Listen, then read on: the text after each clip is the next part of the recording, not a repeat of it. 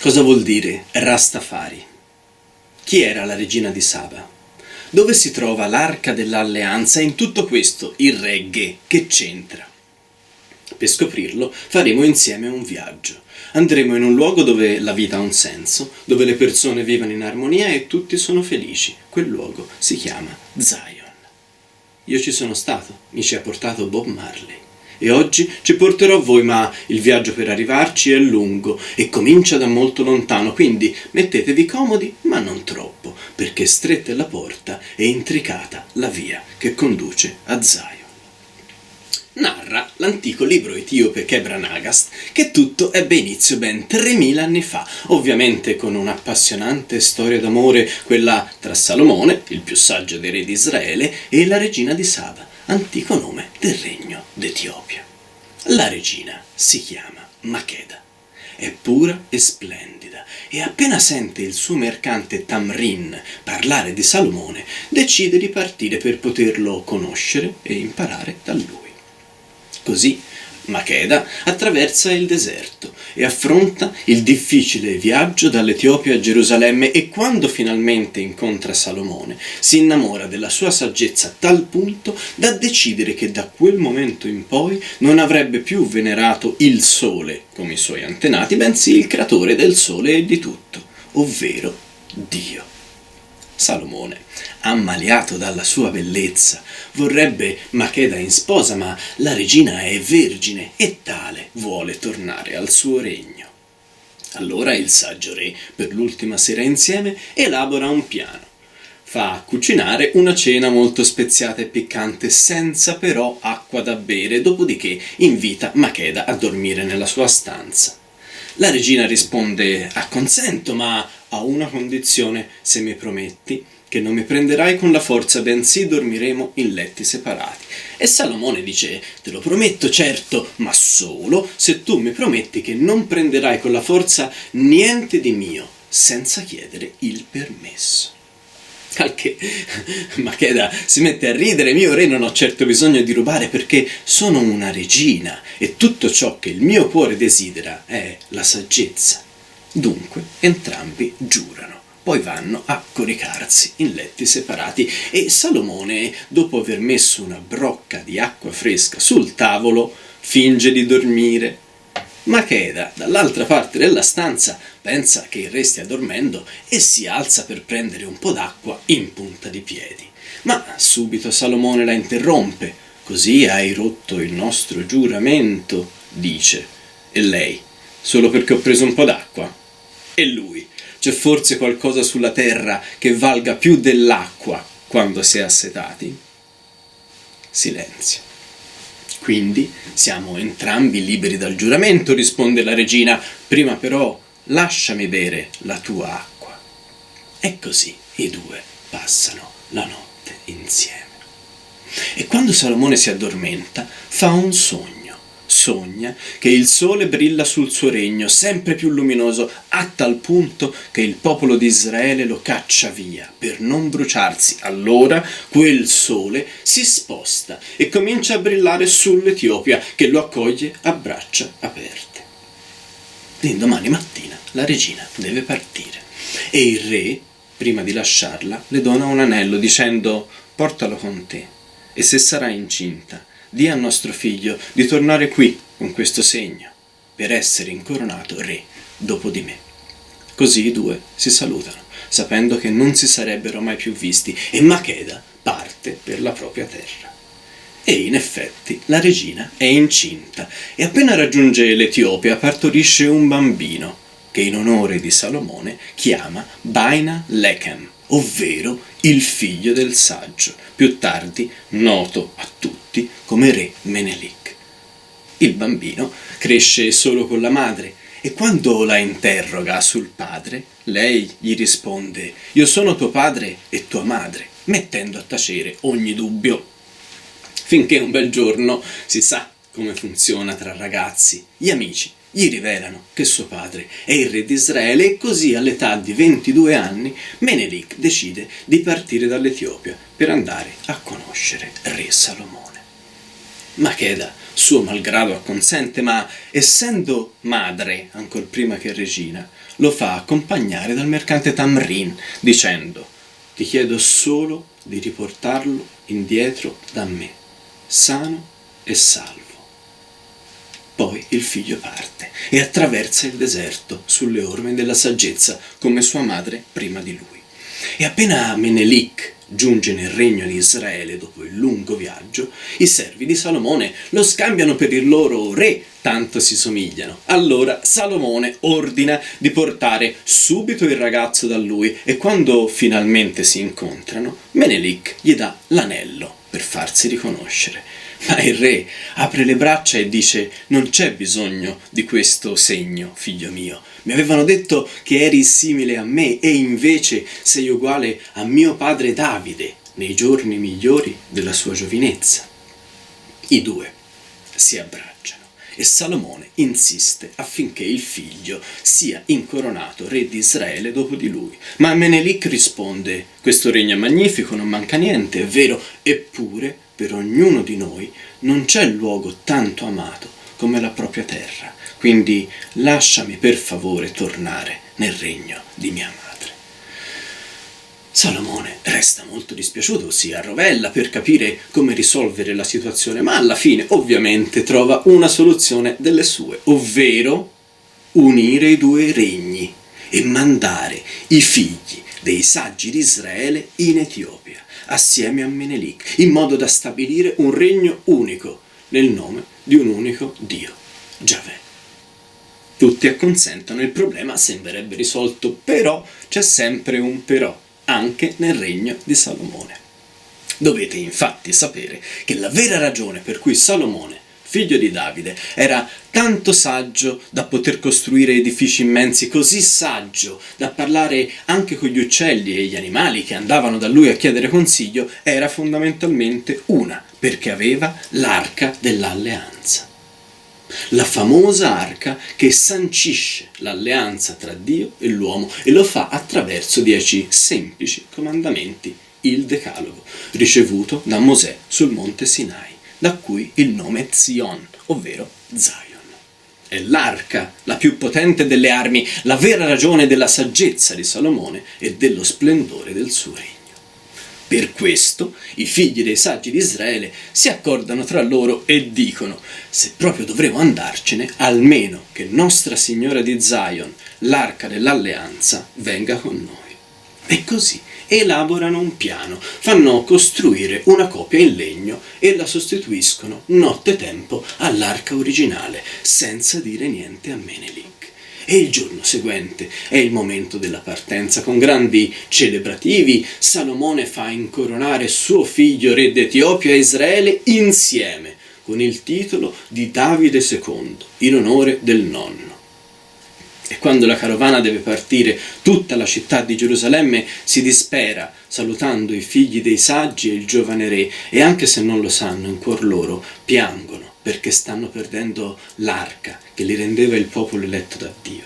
E infatti, appena Menelik e i figli dei saggi si mettono in cammino, magicamente si sollevano in cielo e percorrono volando il tragitto fino all'Etiopia in un solo giorno, e mentre passano in alto nel vento tutti si inchinano a loro, gli uomini come le bestie, e persino il mare e i fulmini si inchinano per adorare Zion, l'arca dell'alleanza. E quando atterrano nel deserto dell'Etiopia, Menelik è confuso per il miracolo del volo e solo allora i figli dei saggi dicono: Maestà, potete mantenere un segreto? Sapete cosa abbiamo nascosto dentro il carro? E appena Menelik capisce di avere l'arca, comincia nel deserto una grande festa e tutti iniziano a gridare di gioia, a battere i piedi nella sabbia e piangere di felicità, e finalmente giungono al palazzo della regina con grande sfarzo, e Makeda riceve il figlio come nuovo re, continuando da allora in avanti a seguire sempre gli insegnamenti di Salomone e il culto dell'arca dell'alleanza, tramandato in Etiopia di generazione in generazione fino ai nostri giorni.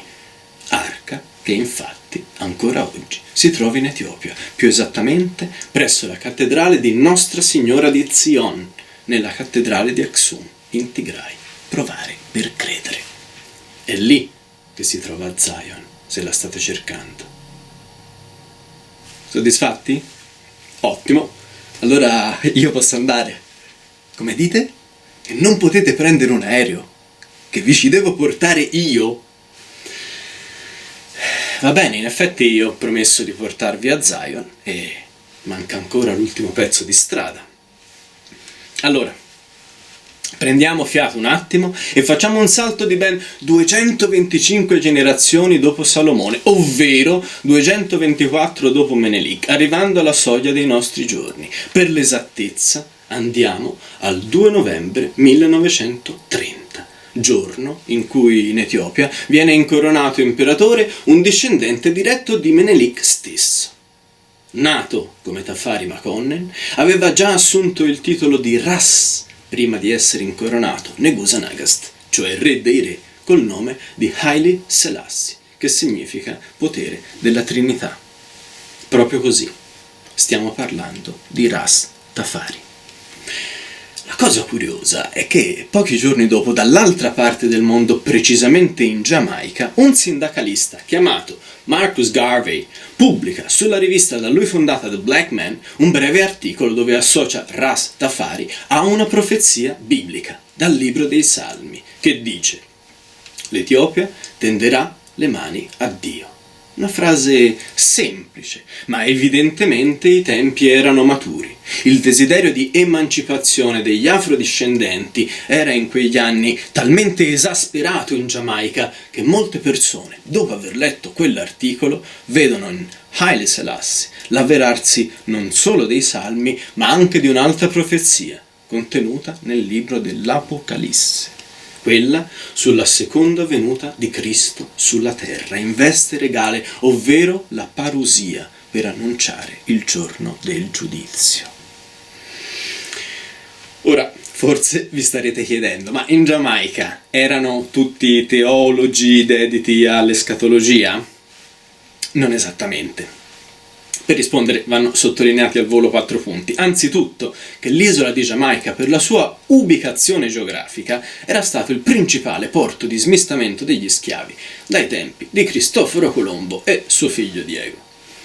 In pratica, milioni di africani che per oltre 4 secoli sono stati portati nelle Americhe in schiavitù sbarcavano quasi tutti in Giamaica e lì venivano venduti. E ci colleghiamo al secondo punto, ovvero come facevano gli schiavi a mantenere un legame con la madre Africa e al contempo a comunicare tra loro, visto che provenivano da tribù diverse e difficilmente potevano parlarsi. Lo facevano attraverso la musica, in particolare quella dei tamburi, che insieme alla danza li riportava, almeno mentalmente, fino all'Africa, la terra dei padri. E il terzo punto è: come facevano allora gli schiavisti a controllare e domare questa moltitudine di afrodiscendenti dediti all'animismo e ai riti voodoo?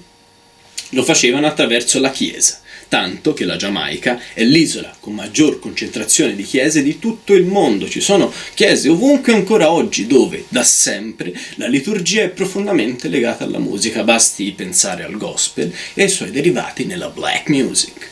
E il quarto punto è che nel tempo si erano creati sulle Blue Mountains giamaicane varie comunità di persone riuscite a fuggire dalla schiavitù, che seguivano un proprio stile di vita in libertà, senza contatti con le città. Questi 4 elementi insieme spiegano come mai in Giamaica bastò la piccola scintilla di un articolo di giornale per accendere un grande fuoco destinato a durare sino a noi. Il movimento Rastafari, lo stesso fuoco che oggi vi fa ascoltare questa storia. E così, negli anni 30 del Novecento, un certo numero di giamaicani con una cultura legata alla cristianità, ma anche uno spirito libero legato alla madre Africa, ripercorre e fa propria la storia di Salomone Menelik, che conduce fino a Rastafari. È lui che simbolizza la fine delle ingiustizie e della sottomissione dell'uomo nero per tutti i suoi sostenitori. È lui, il Re Nero, di cui parla la profezia dell'Apocalisse, l'unico re africano, nell'unico paese cristiano e libero dal colonialismo di tutta l'Africa. È un sogno da inseguire, è il re degli ultimi, divenuto imperatore, è il simbolo Rastafari. Finalmente l'Etiopia tende le mani a Dio, come predetto nei Salmi. Haile Selassie discende da Salomone e annuncia il giorno del giudizio come predetto dall'Apocalisse. Nasce così il movimento Rastafari. È notevole che in tutta questa storia non abbia ancora nominato ciò a cui tutti pensano quando sentono dire Rasta, cioè i capelli, che in realtà si chiamano dreadlocks. Non è un caso in realtà. Certo, i dreadlocks rappresentano un voto di purezza, come quello di Sansone, si chiama nazireato. Si lasciano annodare per non alterare il proprio aspetto perché, come recitano le scritture, Dio ci ha creati a sua immagine e somiglianza. Perciò possono essere un simbolo, un'identità, è vero, ma chiunque può intrecciarli. Rastafari è un'altra cosa, è qualcosa di più. Ma esattamente cosa? Ci arriveremo, anzi lo scopriremo a Zion. Intanto possiamo evidenziare un paio di fatti su questo imperatore etiope. Va anzitutto ricordato che anche Gesù Cristo era un discendente di Salomone, ma non del primogenito Menelik, bensì di Roboam. Inoltre va detto che proprio contro l'Etiopia di Selassie viene mossa la famosa guerra d'Abissina da parte di Mussolini, e su questo ci sarebbe moltissimo da dire. Ma al di là di teologismi e profezie, l'amore dei Rastafari per Haile Selassie è alimentato dal suo comportamento magnanimo, cosa piuttosto rara per un monarca e un capo di Stato, e dai suoi lungimiranti discorsi che l'imperatore tiene presso le più importanti istituzioni del mondo. Discorsi che ancora oggi lanciano messaggi di fratellanza rivolti alla coscienza dell'intera umanità.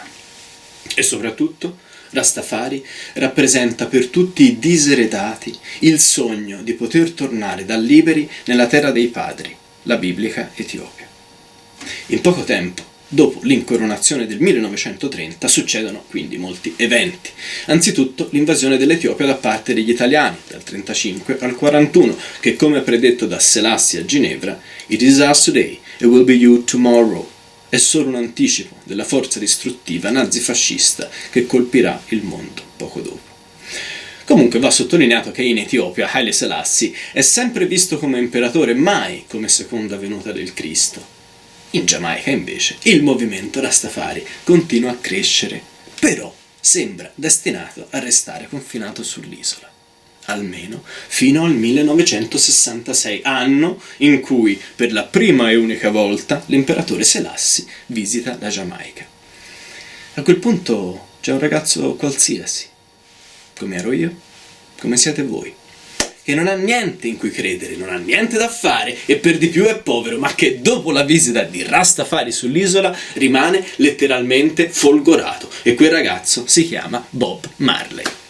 È curioso che di tutti i nomi sin qui pronunciati da Makeda, a Menelik, a Marcus Garvey e persino a Selassie, oggigiorno quello più famoso sia Marley. È come se le persone conoscessero gli apostoli senza conoscere Gesù, ma è già un punto di partenza.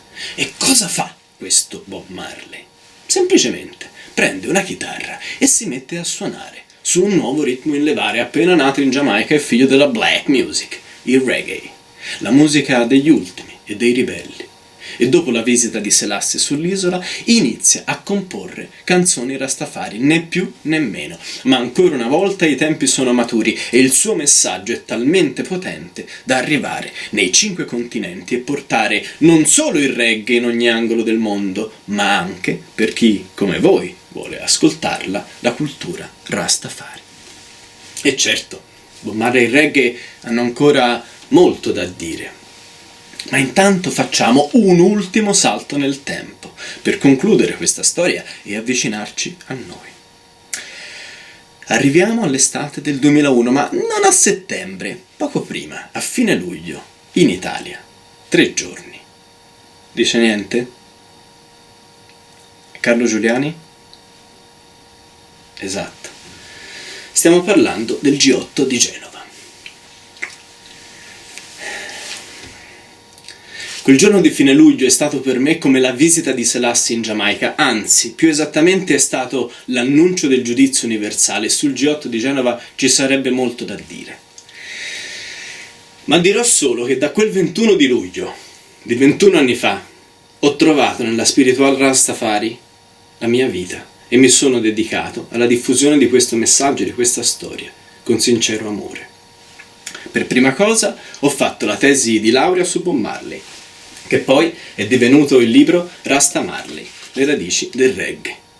Dopodiché ho tradotto i discorsi del Negus, pubblicandoli nei libri Haile Selassie, Discorsi scelti, e Così parlò Rastafari, che è uscito di recente.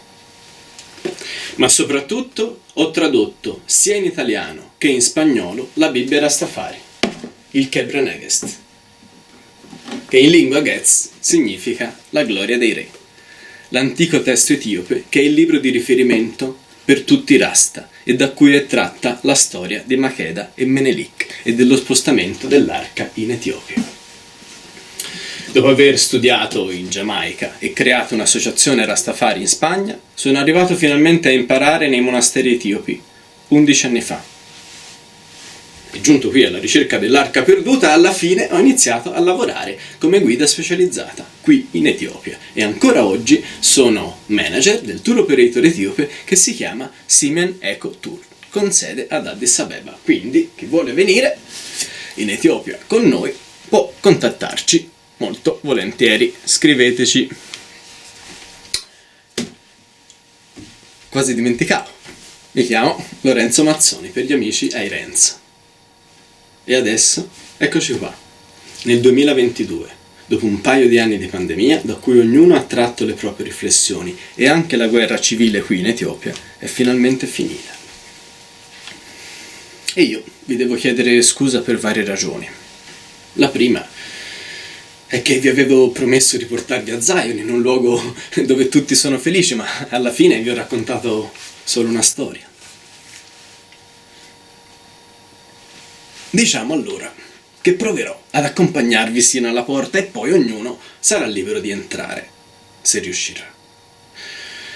Personalmente i passi che mi hanno condotto ad amare Haile Selassie sono tanti, ma ne dirò 2 in particolare, al di là del Kebra Nagast. Il primo è che alla fine della guerra d'Abissinia, che porta al massacro di milioni di etiopi, bombardati con armi chimiche per 6 anni, Selassie non condanna i militari italiani né li caccia dall'Etiopia, bensì li invita a restare con sincero spirito di fratellanza, dicendo che solo insieme possono ricostruire il paese. E il secondo, ancora più grande, è che Haile Selassie, dopo la fine della guerra, crea l'Organizzazione dell'Unità Africana, cioè è il primo leader che capisce che l'Africa può decolonizzarsi soltanto se evita conflitti interni e trova finalmente un'unione. E il suo progetto per un'Africa unita, in un certo senso, va ancora avanti. Ma se questa chiave non è ancora sufficiente per aprire la porta di Zion, allora forse dovete semplicemente trovare la vostra porta. E se Aksum e Lalibela sono ancora troppo lontane, vi consiglierei ad esempio la Porta del Paradiso del Battistero di Firenze, che nell'ultima formella del Ghiberti mostra l'incontro tra Salomone e la regina di Saba. Provate a entrarci. Ma se è chiusa, provate allora col portale della Vergine a Notre Dame. E prima di entrare, se alzate lo sguardo, vedrete Zion. Davvero. Perché come l'arca contiene i comandamenti di Dio agli uomini, così Maria contiene la parola di Dio nel grembo. Evidentemente i 10 comandamenti non bastavano. Ne mancava uno, quello più importante, che li racchiude tutti. Ama il prossimo tuo come te stesso. Questa è la chiave di Zion. E adesso che sai tutte queste cose, non puoi tirarti indietro. Devi proseguire da solo, anzi, proseguiremo insieme, perché, in verità vi dico ancora, se 2 di voi sopra la terra si accorderanno per domandare qualunque cosa, il Padre mio che è nei cieli ve la concederà, perché dove sono 2 o 3 riuniti nel mio nome, io sono in mezzo a loro.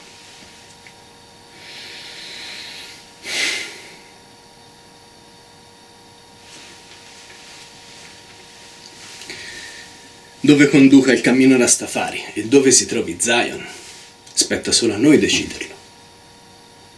Come dice Marley, we gotta fulfill the book. Per dirla con Selassie, dobbiamo guardare dentro noi stessi, nella profondità delle nostre anime. Dobbiamo divenire qualcosa che non siamo mai stati prima e per cui la nostra educazione, esperienza, società ci hanno mal preparato.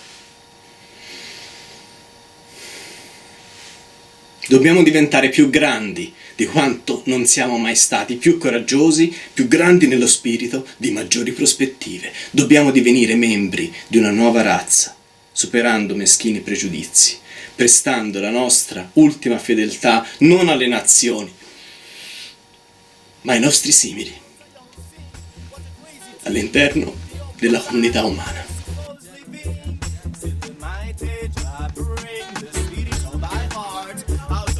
So praise I, watch I, respect I, and I say hi, back why. Never give up no fight for judge our children right. Go straight, they rise and shine, will come again. Now as it was in the beginning, shall be in the end. So say no more again. No more slavery, no more trouble, no more war. I say hear me, killing the giant of the system like the king that be. Haven't seen the son of victory.